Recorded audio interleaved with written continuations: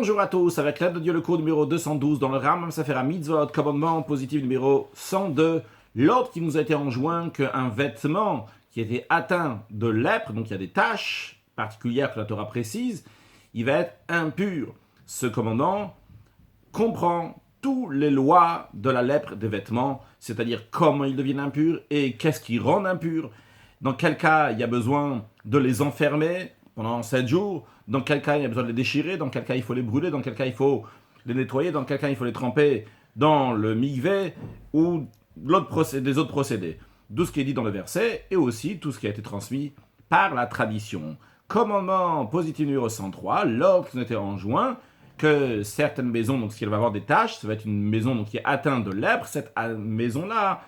eh bien, elle est impure. Ce commandement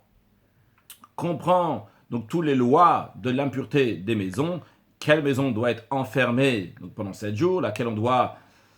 briser, casser des murs, certaines donc doivent casser la maison entière, comment elle devient impure et qu'est-ce qui rend impure. Donc c'est des lois qui ne s'appliquent pas aujourd'hui, c'est expliqué dans la Chassidoute que ça représente un niveau qui était très très haut et uniquement lorsque le peuple juif était à un niveau très très haut, il y avait cette lèpre, mais d'aujourd'hui, il n'y a pas cette lèpre, que Dieu fasse que très prochainement on a la venue de Mashiach. Now, excellente journée.